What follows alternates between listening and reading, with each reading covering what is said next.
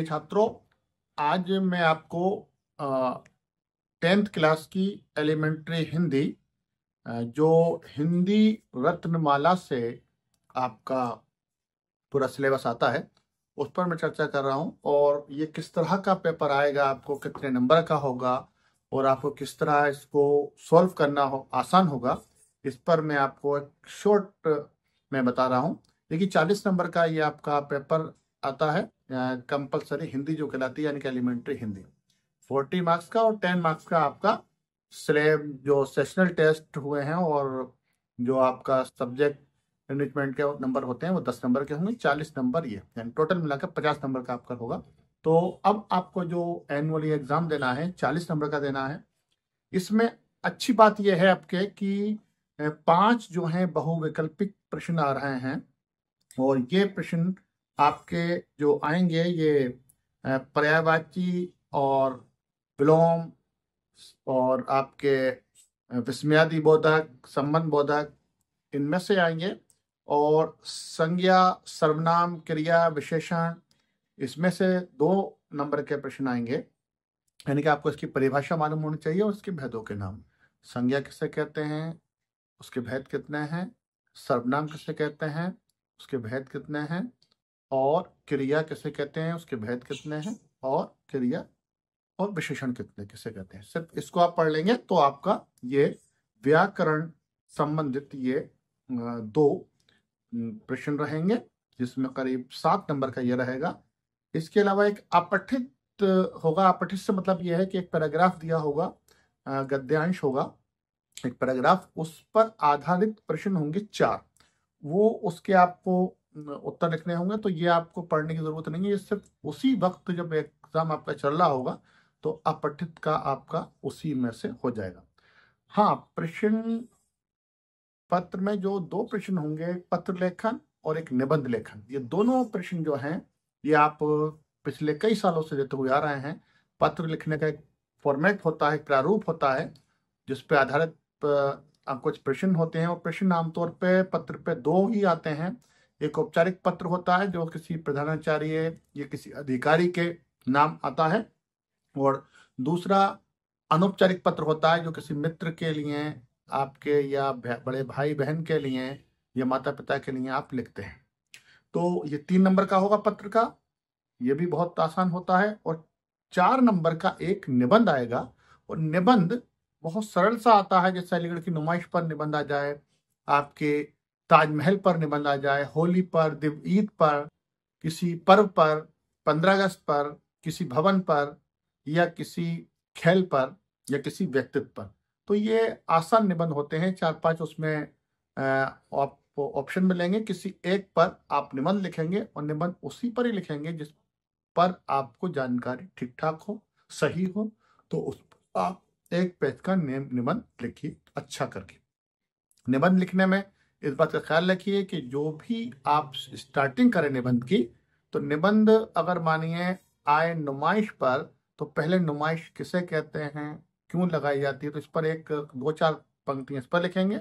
फिर आप अगले पैराग्राफ पर अलीगढ़ की नुमाइश कब लगती है, क्या क्या आते हैं, इसका क्या महत्व है, और अंत में कंक्लूजन करके कि इस तरह से ये हमारी सांप्रदायिक सद्भाव और हमारे ये एक संस्कृति का हिस्सा है जो प्रतिवर्ष लगता है।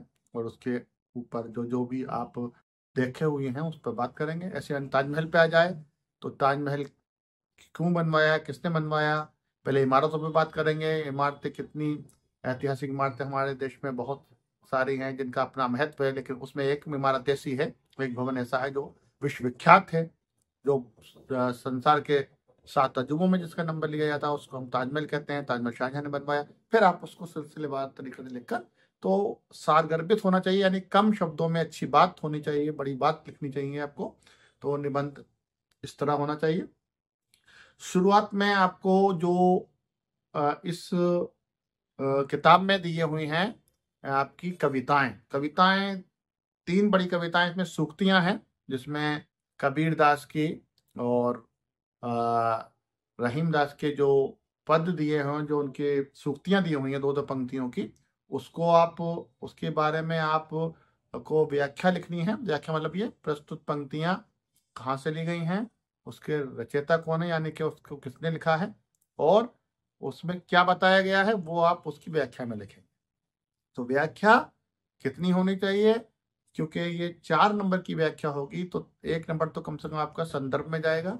3 नंबर की व्याख्या होगी तो व्याख्या भी आप कोशिश करिए कम से कम अगर 4 पंक्तियों की पूछी जा रही है तो कम से कम आधा पेज में व्याख्या लिख सकते हैं आसानी से। तो व्याख्या में जो उसमें मूल भाव है उन पंक्तियों में वो जरूर लिखना होता है। उसमें क्या बताया गया है वो अपने शब्दों में लिखना होता है और सरल शब्दों में लिखना होता है, ताकि ऐसा लगे कि आप उस बात को बता रहे हैं, पूरी कोई बात छूटनी नहीं चाहिए।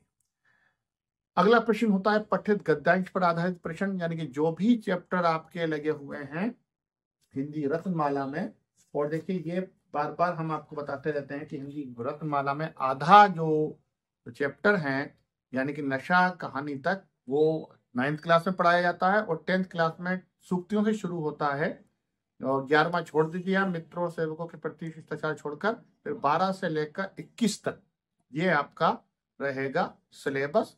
इसमें से जो प्रमुख हैं वो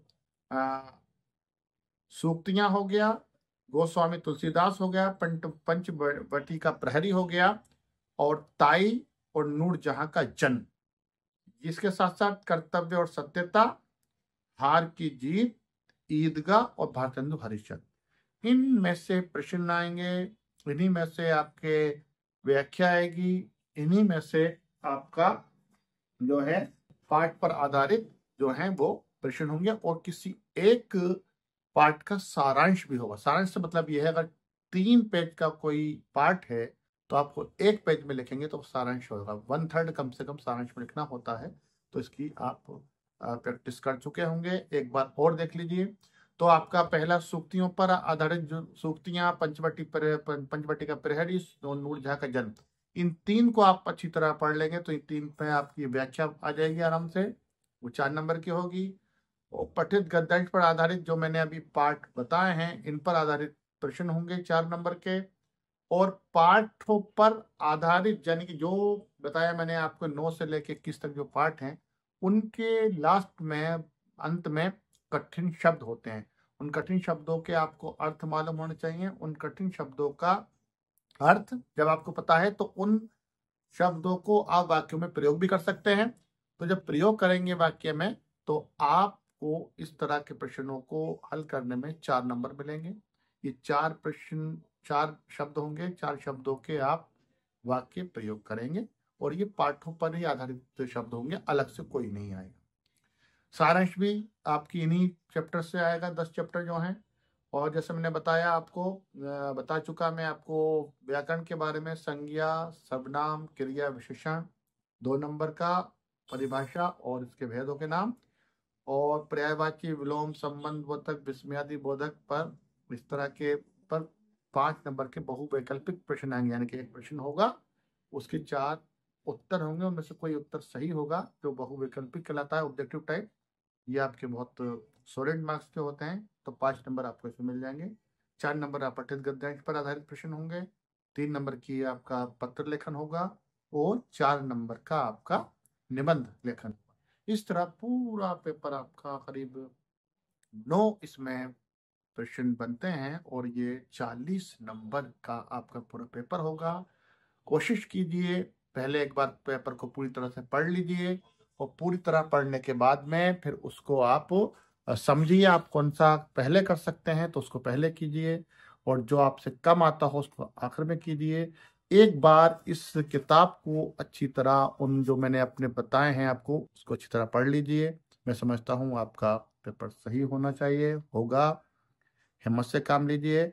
अब पेपर आपके शुरू हो रहे हैं। अगली वीडियो हमारी यानी कि आपके जो मेन एग्ज़ाम है उसकी कैसी तैयारी कर रहे हैं आप, कैसे आपका प्रेजेंटेशन रहेगा, कैसी रणनीति होनी चाहिए एक बोर्ड की परीक्षा के लिए, उस पर बात करेंगे। फिलहाल ये आपकी एलिमेंट्री हिंदी 10th क्लास के लिए आपको जानकारी दी।